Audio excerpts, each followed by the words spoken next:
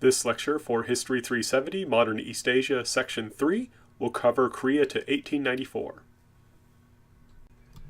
Our objectives for this section: we will seek to understand how Korea's geographic position and powerful neighbors shaped government policy. And related to that, we will understand Korea as a kind of an impossible country. And what I mean by that is this. Korea has one of its chief neighbors, China, which was successfully able to expand its territory. As we talked about, we can think of China as somewhat similar to Europe, right? Europe is made up of many different countries and what would become independent states with different national groups. What is now China could easily have looked by that. There are many what are now called minority peoples in China, but these people could have formed their own countries and have been the majority in those countries, right? So China was able to successfully expand and build this gigantic empire the size of Europe that included many different ethnic groups.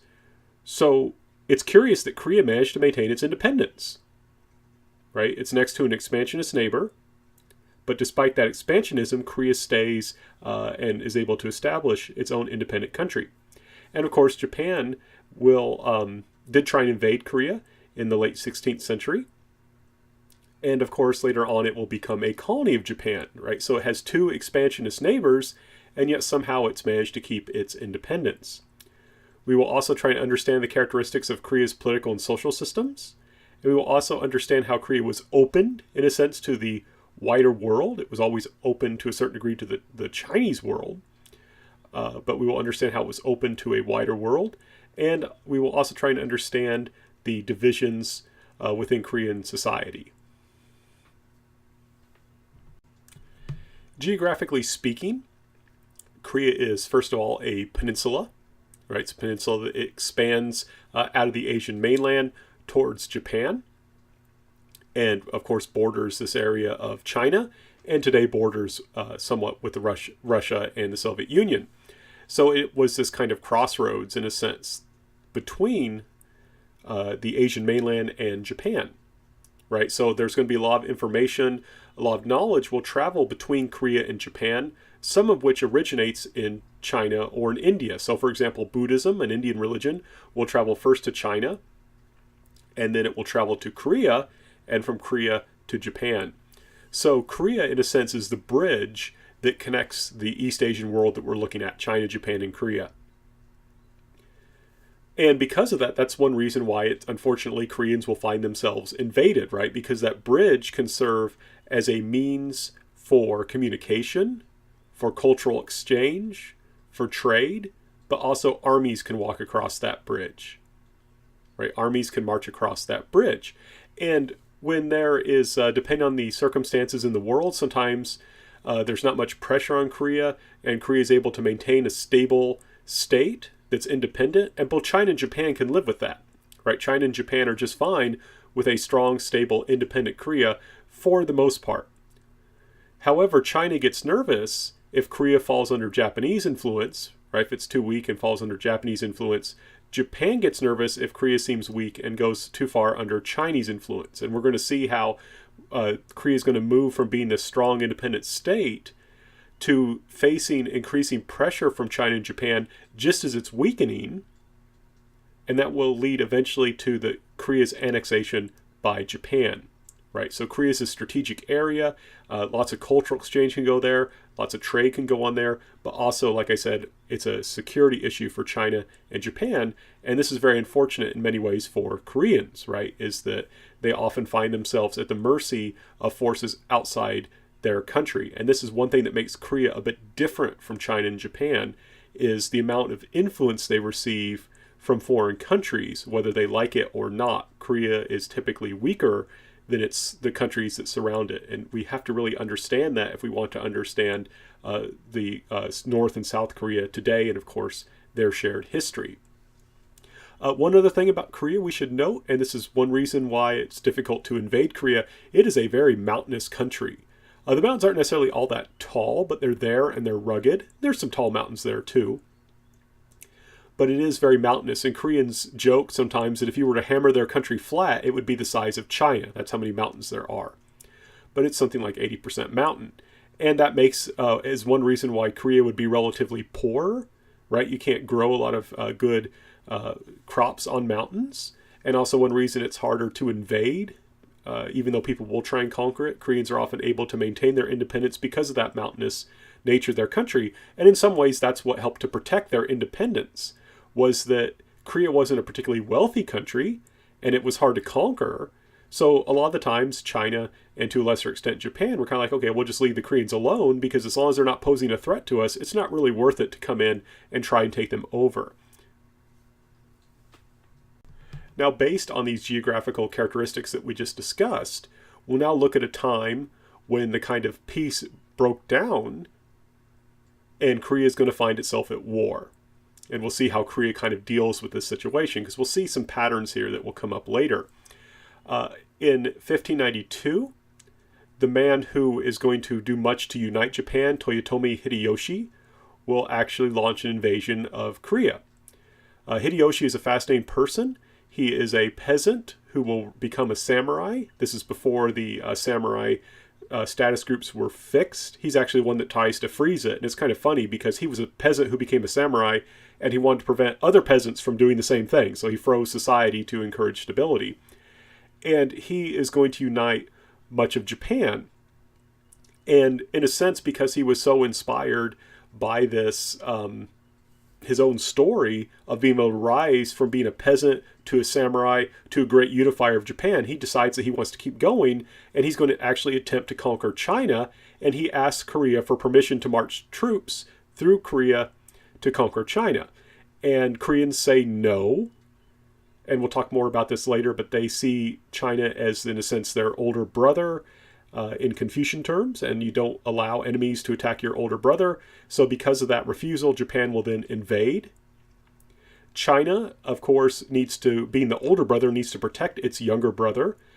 And so China will intervene. And of course, it makes sense from China's perspective to intervene, because better to fight the war in Korea rather than allow the Japanese to conquer Korea and then come into China, right? Why let the Japanese have that base in Korea? Let's fight them in Korea, and then we'll stop them there, so our country doesn't have to suffer invasion as well. And like I say, but there's also this kind of ideological view, because after all, China sees itself as the older brother in Confucian terms of Korea. It must protect its younger brother. And eventually they fight this war to a stalemate. The Chinese army tends to be very powerful and is able to hold off against the Japanese. The Korean military also does its part. The Korean army does a pretty good job in many respects.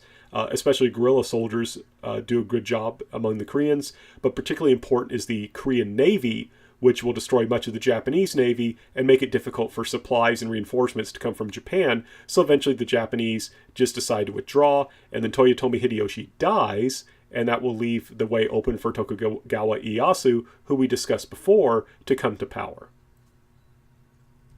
Now, the events surrounding Hideyoshi's invasion give us a perfect kind of opportunity to discuss how Korean diplomacy worked, right? And Korean diplomacy was first and foremost based around maintaining security, right? Making sure that neither of its neighbors, its larger, more powerful neighbors, would invade and try and take over Korea.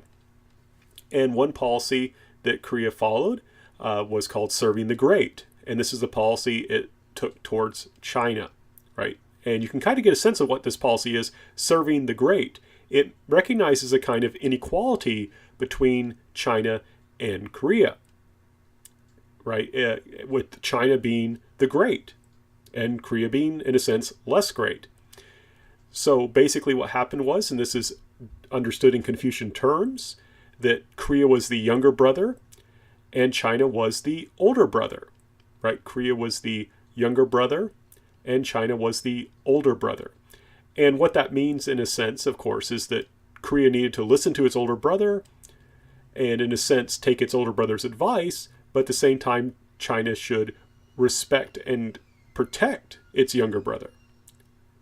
So there's a kind of inequality here, but just like older brother and younger brother in families, there's also a kind of independence, right? The younger brother is not the older brother and doesn't always have to do what the older brother says. And the older brother, as we talked about before, has to treat the younger brother with benevolence.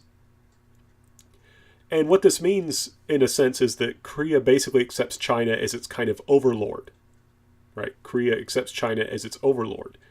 So this means several things. For one thing, it means that Koreans accept the Sinocentric world order that we talked about. And to a certain degree, they accept the Chinese imperial system. So, for example, Korean monarchs during this time period are not emperors, they're kings. Remember, in the Sinocentric world system, that China is the center of not only this world, but of the entire universe. Its emperor is chosen by heaven to rule, and that's a unique position. There's only one son of heaven. So there's only one emperor.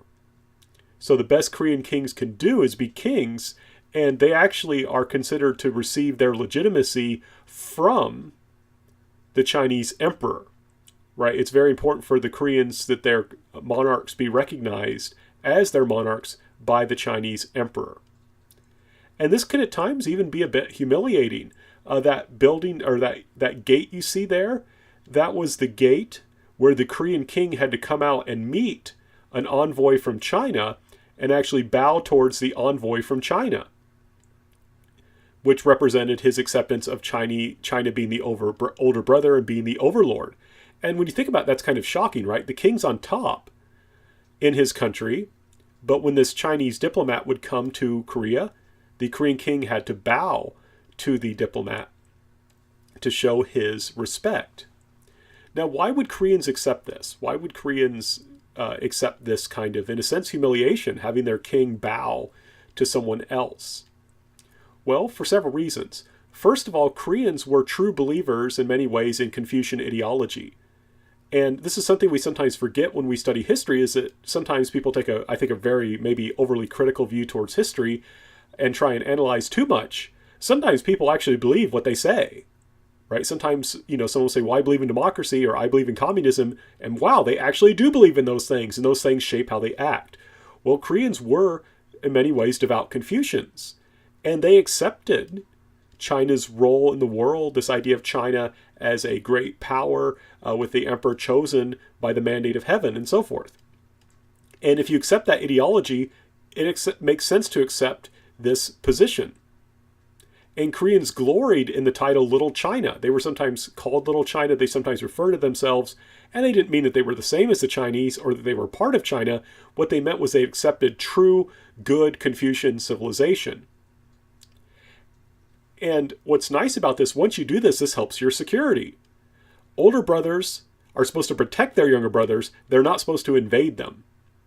So once you accept China as your overlord and as your older brother, and you accept Confucian civilization, there's not really a good reason for China to invade Korea. Especially, as I mentioned before, Korea is mountainous, it's hard to invade, and it's not a particularly wealthy country in this time period, so why would you bother, right? The cost is high, the profits are low, and the Koreans aren't really hurting anything. They respect you, they think you're awesome, right? They're treating China as their older brother. And the Chinese held them up as like the ideal tributary state. So that's a good reason, right? This gives China and Korea security. China is happy that it has a friendly country on its borders that respects it. And so it knows that it's not going to try and invade or cause trouble. And the Koreans then know that they're not going to be invaded. And as we saw previously, the older brother must protect the younger brother. So when Japan invades, China intervened to protect them, right? China intervened to protect them.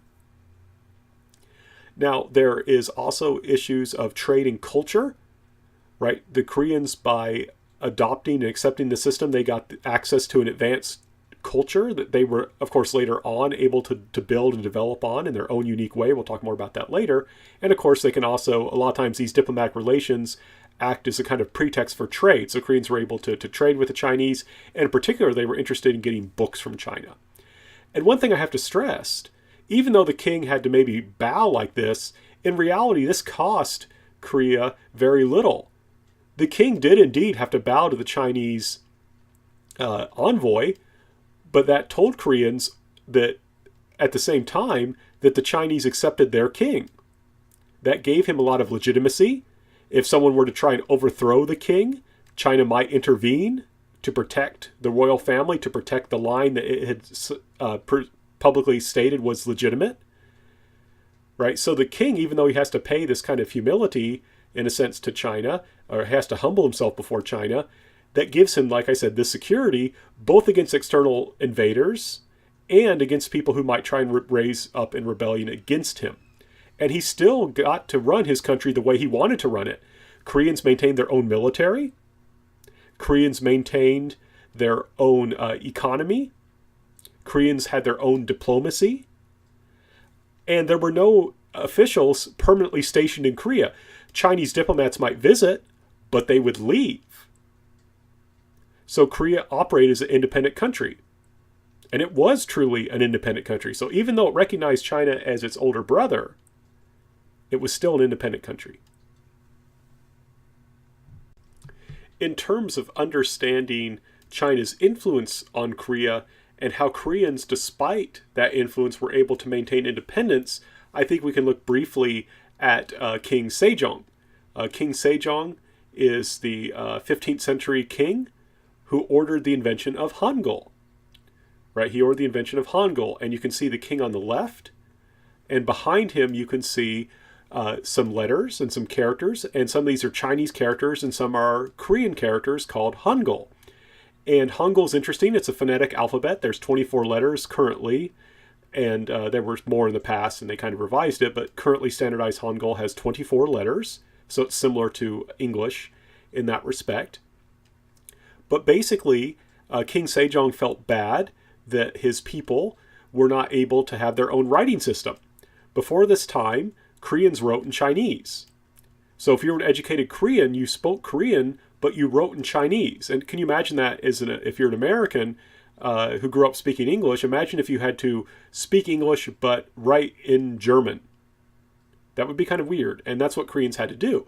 So King Sejong decided to help his people by having this alphabet develop, because then even uneducated people could very quickly learn how to read and write. So on one side, that's kind of asserting independence, right? We're going to develop our own writing system different from the Chinese. What's interesting, though, is King Sejong then ordered a bunch of books to be published based on Chinese Confucianism. And a lot of the stories that Koreans were reading were about famous Chinese people. So they were reading about Chinese people and Chinese ideas in a Korean alphabet. And I think that shows something about Korean confidence, right? They felt the confidence that they could develop their own culture, right, their own identity, while still borrowing for things from outside that seemed good to them. So they didn't think anything of reading Chinese biographies and saying, yeah, we should be like these Chinese people, because they didn't feel threatened by that. They had adopted this culture, this civilization, and made it fit their own needs. And were comfortable doing that. No problem. It did not threaten their sense of self. It did not threaten their independence. And I think it's interesting today that this is still celebrating Korea. There's actually a Hangul Day in celebration of the alphabet, and there's now a Hangul Museum, in a sense, also to celebrate that alphabet. And I've been there, and it's really, really a cool museum, and they spent a lot of money to make it. Now, as I said before, Korea's diplomacy is mostly built around the idea of maintaining security, particularly with its neighbors of China and Japan. Now, as I just mentioned, Korea took the position of serving the great towards China, treating China as its overlord, as its older brother. It's going to follow a different kind of policy with Japan called neighborly relations, right? Neighborly relations. Now, first of all, one thing we have to emphasize, Koreans did not see the Japanese as their equals. They certainly didn't see them as greater than them. Koreans saw themselves as superior to the Japanese because, in a sense, they had adopted Confucian civilization. Koreans focused on literature, whereas Japanese focused on swords and fighting. So Koreans felt that was something that made them superior. In the Chinese tradition, literature is more important than the military. And in the Chinese tradition, civilian officials should always be in charge. But the Japanese seem to have flipped things around because their people in charge were the samurai, who were focused more on swords than literature. So the Koreans saw themselves as superior, but the problem is when you focus on literature and not on swords, you can fall behind militarily, and Korea was afraid of an invasion. These Japanese were very good soldiers, and there were more of them. So Koreans, again, are focused about this idea of security, but unlike China, even though it was a bigger, more powerful country, Japan, in part because of warrior rule, because the Japanese were seen as barbarians because they focused on fighting, Japan seemed more dangerous, while also at the same time not being as good as Korea. So Koreans had this interesting relationship to Japan where they felt superior to Japan, but were also fearful of Japan. So what they tried to do was keep an eye on the Japanese as much as possible through diplomatic missions. So even after being Hideyoshi's invasion, very quickly the Koreans wanted to reestablish some kind of diplomatic relations with Japan, in part so they could understand what the Japanese were doing and if they were getting ready for an invasion. In fact, the invasion of the Korea by Japan should not have been as too much of a surprise, because an embassy had reported that the Japanese had been getting ready for an invasion, right? So the Koreans knew that Hideyoshi was getting ready to invade, but because of factional politics, the government at the time decided to ignore those reports. So hopefully they're going to be more careful in the future. But the idea here is we're going to keep an eye on the Japanese through launching missions to Japan, not tribute missions. Right? Not tribute missions. They're not going to Japan to offer tribute. The Japanese will try and present them as doing so, but the Koreans don't see themselves as offering tribute to Japan because Japan is not above them, right? You only give tribute to people you recognize as above you. But in any case, the Koreans are willing to put up with this because they want to keep an eye on their neighbors, right? They want to keep an eye on neighbors, make sure their neighbors aren't up to anything, right? And I think it's very important to focus on this idea of neighborly relations. We're not saying we like our neighbors, but they're our neighbors. We got to put up with them. We got to keep an eye on them. And one thing I think is fascinating is while the Koreans will often send embassies, diplomats to Japan, and they will travel through Japan and will get to usually meet the shogun or at least pay their respects to the shogun. So that means going to Edo/Tokyo, the capital of Japan. They will avoid allowing Japanese missions to come to Seoul. The Japanese want to send diplomatic missions to Seoul. The Koreans will refuse because they don't want the Japanese scouting out Korea and getting a sense of what's going on in Korea, because that might make it easier for Japan to invade. Right? That might make it easier for Japan to invade, right? If we're having a hard time, or if there's a famine in Korea, or there's some unrest, the Japanese will learn about it by having a mission, and then they may use that to their advantage and invade us. And we don't want them scouting out invasion routes and things like that. So despite the Japanese often asking the Koreans to allow missions to the capital of Seoul, the Koreans will refuse. Also, what's interesting, though, is that the Koreans do let Japanese traders to come to the city of Busan. And diplomatic missions in basically diplomatic relations between Japan and Korea will be carried out, in a sense, through these traders. So the Koreans will allow some Japanese traders in the city of Busan. This is a coastal city, very close to Japan, so it's logical to do it there, but it's also far from the capital. It's far from Seoul. So from the Korean perspective, it's okay to let the Japanese here, because they can't really learn too much. And if we don't let them be here, they might become pirates and attack us. Right? Koreans want to channel Japanese who might become pirates into trading. That's a little bit safer. And this may sound a little bit odd from our perspective, but this did happen a lot in East Asia, was that you would have pirates, and the way that you could deal with pirates, because there was often many of them and you couldn't just kill them all, was just to allow them to trade, and they would then choose to trade rather than engage in piracy. So the Koreans were willing to allow the Japanese in Busan to work as traders so they didn't become pirates. And the Koreans felt kind of comfortable with that because that was a coastal city near Japan and far from the capital. And notice they're doing what China had done, right? Remember, China had wanted the Western merchants to stay in Canton, stay in Guangdong, far away from the capital. The Koreans are doing the same thing with the Japanese. Now, Korean diplomatic policy towards its neighbors was very rational, right? It made sense to focus on security, and they did a good job of maintaining their security, right? When Japan tried to invade Korea, then China helped Korea out and drove the invaders away. What's going to mess things up, in a sense, for Koreans is the rise of the Manchu, who will eventually, of course, establish the Ching dynasty in China. Now, what happened was the Ching told the Koreans, as they were gaining more power, you need to recognize us and not the Ming as your overlord.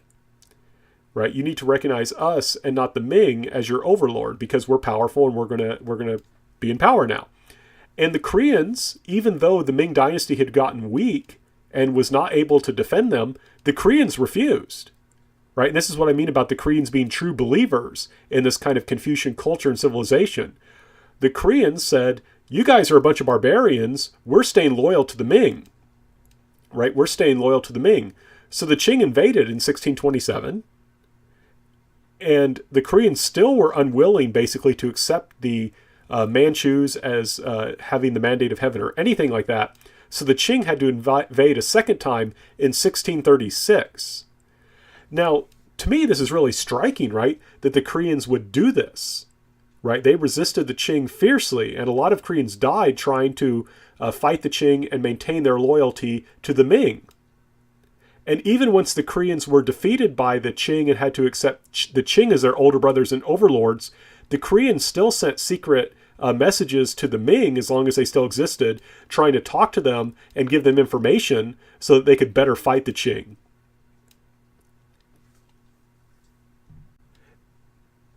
And even once the Ming were defeated, the Koreans secretly performed ancestor rites, performed rituals, praising the Ming and thanking them for their assistance, especially the help that was given to them when Japan invaded them.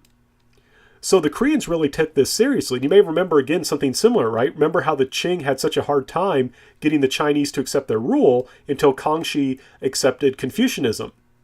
And it was only at that time that the Chinese were willing to say, okay, the Manchu Qing have the mandate of heaven. But the Koreans were, again, really believed in this system, were very stubborn in their resistance to the Qing. It took 2 invasions to force the Koreans to move their loyalty from the Ming to the Qing. And like I said, I mean, Korea is a small country without a big army. The Qing are strong enough that they're able to take over China later. This took a lot of guts on the part of the Koreans. And this comic is a recent comic, but it shows the frustration that Korean people felt. There you can see the Korean king submitting to the Qing emperor, to the soldiers of the Qing. And the man on the left, the Korean man, says, our king finally had to submit, and then the other guy's like, oh no, this is sad. And the Korean king is saying, I submit. So again, we can see this kind of Koreans were ideologically committed to this Confucian system, right? And they saw these Qing as foreign invaders. They didn't want to have anything to do with them. And they only accepted their rule under duress. And they really continued to hate them. There were always these kind of Korean fantasies of helping to invade and kick the Qing out and bring back the Ming, even after the Qing were basically really strongly ensconced in China. Now, since this course focuses on the relationship between China, Japan, and Korea, it made sense to spend a good deal amount of time on the diplomacy between them from Korea's perspective. And as we'll see later on, this is especially important because Korea, as the smallest of these states that we're talking about, is the one most impacted by its neighbors. But right now, we're going to kind of shift and look more at the internal political system.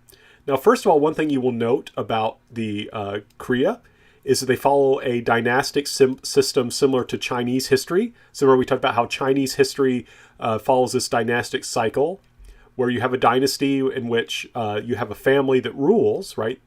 And then later on that dynasty will lose power and will be replaced by another dynasty, which means another ruling family. One thing you'll notice, Korean dynasties last a long time, right? The Chosun dynasty, the last Korean dynasty, lasts over 500 years. So Koreans are very good at stability. And this is why sometimes, unfortunately, people have stopped saying this as much, but people have been talking about for years how North Korea would fall. And of course, at least at the time of this recording in 2019, it has not fallen, right? Koreans are good at stability. Now, this last dynasty is called the Chosun dynasty, which loosely translated could mean land of the morning calm. And you may have heard that name applied to Korea. But Koreans are, as we've seen before, are heavily influenced by China.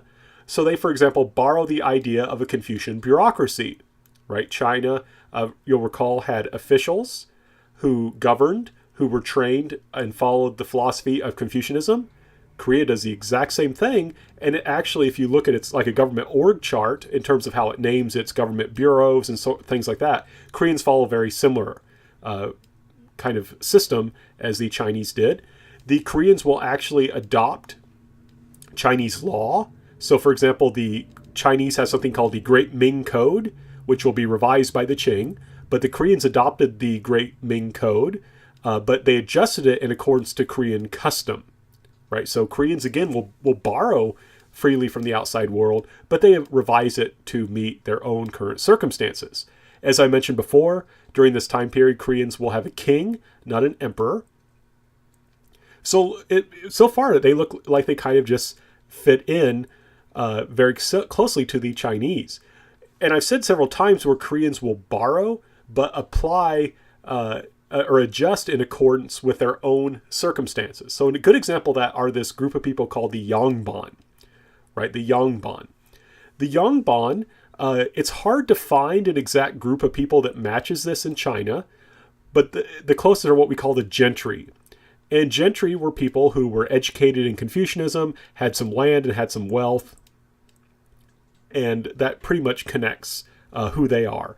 And the Yongbon are similar, right? The Yongbon were gentry, but what makes them especially important was they had to have, at some point in their history, they had to have someone who had served as a scholar official in the government, right? So the Yongbon were gentry whose family had served as scholar officials. And what's striking about this is this was essentially a hereditary group. And this is what makes them a little bit different from what you see in China. In China, I tried to emphasize how there was a lot of social mobility, especially through the exam system. And I had to be careful about saying a lot. I mean, compared to other places like Europe in this time period, but there was a comparatively a lot of social mobility in China. However, in Korea, even though they borrowed from China, they did not have that same degree of social mobility. So, for example, the exam system in Korea was designed to preserve the power of the elite, that is, the Yongbon. Right? The exam system in Korea was meant to preserve the power of the elite, that is, the Yongbon. So it served, in a sense, kind of a different purpose. In China, the idea of the exam system was to to make it open up the way of talent. So that if you had merit, if you had talent and you were just a peasant or a merchant, you could still take the exams, pass the exams, and serve the government, right? The government is open to talented people from any status group to a large degree in China. But in Korea, what happened, and this is what I mean about these Yongbon being hereditary, in a sense, was that only the Yongbon could take the exams effectively. There's a couple exceptions here and there, but basically only the Yongbon could take the exams. And to be a Yongbon, you had to be recognized by others as Yongbon. To do that, you had to show that you had had an official who had sometime, or a family member rather, who had sometimes served as a scholar official. So only people who could prove that they had ancestors who had served in the government were allowed to take the exams that could allow them to serve in the government. So it is essentially a closed system. Korean peasants cannot dream of one day working their way up and having their grandchildren take the exams and become officials. It's not going to happen like it did sometimes in China. So you have in Korea this hereditary group, the Yongbon, who have a privileged place in society because they can say, oh, our family had at one point served as scholar officials, so we're allowed to take the exams, and we can also serve as scholar officials. Now, in one sense, this does prevent the rise of talented people. It is a serious problem that we will talk about more later on, but it does bring about a lot of stability. Right? It does bring about a lot of stability. There is a strong alliance between the Korean dynasty, the Korean kings, the monarchy on one side, and the Yongbon. The Yongbon support the king and help the king to rule in all throughout Korea. Remember, even though Korea is a relatively small country, this is not a modern country. They don't have cell phones and the internet. So the king needs someone to help him rule. And the Yongbon will basically help govern and maintain social stability in the countryside, in the provinces, and so forth. And they will maintain their loyalty to the king and make sure those areas maintain their loyalty and they pay their taxes and all that. And in return, the king gives legitimacy to the Yongbon by maintaining the exams and recognizing them as the legitimate authority figures in their areas. And the king will make sure to rule in a way that respects the Yongbon's privilege and wealth. Right? So this, in a sense, is a quid pro quo, and it allows Korea to maintain a large amount of stability and order. And this is one reason why this dynasty will last more than 500 years, and with few exceptions, will enjoy centuries of peace. I've mentioned a few invasions, and Koreans, when they look back at their country, they tend to focus on these invasions and saying, yeah, everyone's always invading us. And that's not always correct. There were large periods of time when Korea enjoyed peace without external invasions or internal rebellions. So in some ways, the system is problematic. It's going to lead to some frustration, especially if you're a talented person. However, in the end, it does bring a lot of stability. We need to now understand the Korean status system a little deeper. I've talked to you a little bit about the Yangban, but just as kind of review, right? The Yangban then are these kind of hereditary class of scholars who spread virtue and help govern local society. Remember, the idea in Confucianism is that you study to become more moral, right? Confucianism, education, morality go together because you study. The purpose of studying is, in a sense, to become more moral.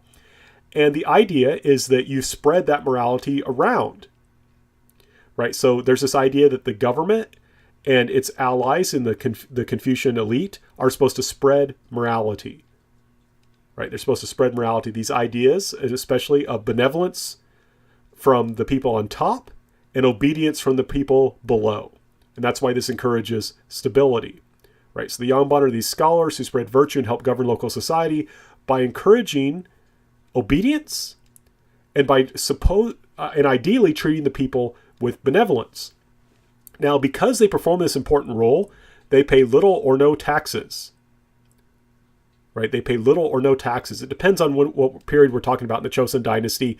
There's periods of time when they essentially pay no taxes. Later on, they have to pay some taxes.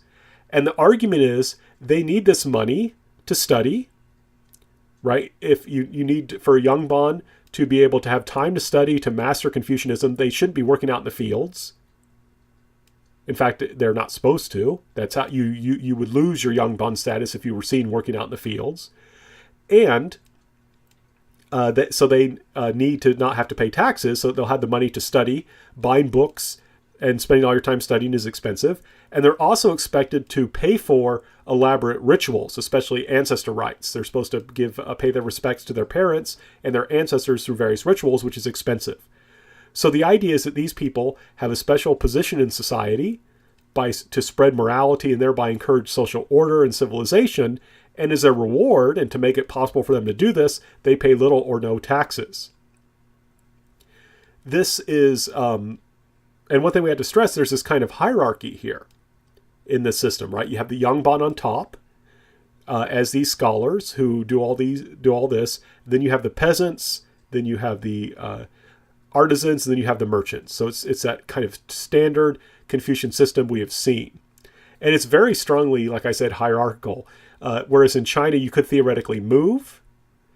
Korea, more similar to Japan, after the Tokugawa system is established, you can't move around that easily. It's very, very difficult to do so.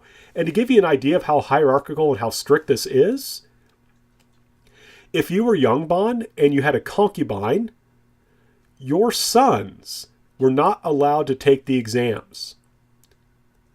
Right? So remember how I talked about how in China, the exam systems were open to almost everyone.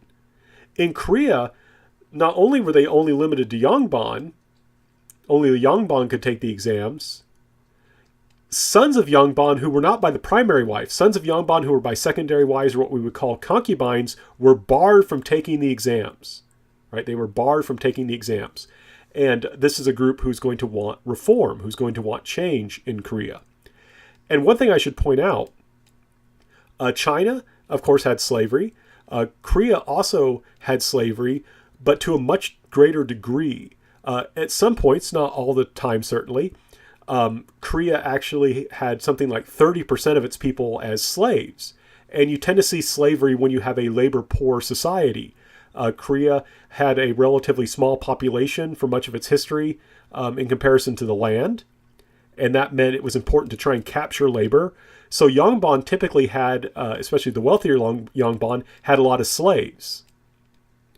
So this is a very staunchly hierarchical system in which the Yangban not only didn't have to pay few taxes, many of them had slaves in order to work their lands. You also had to have land to be a Yangban. So this was a labor-poor society, and so in many ways it was also a slave society. Now this will start to change over time. In the early 19th century, for example, the government will end slavery, but non-government slavery will continue until the late 19th century as these Yongbans maintain this system. So this is the Korean system is very, very hierarchical, very status-based. And one thing I should stress is that one reason the government will end slavery in 1801 is because there is a growing population, and so slavery isn't as necessary because labor isn't as scarce, but also because slaves do not pay taxes, whereas free laborers do pay taxes. So the less slaves there are in society, the more the government prospers. The more slaves there are in society, the more the Yongbon prospered. So there was a kind of conflict here between them.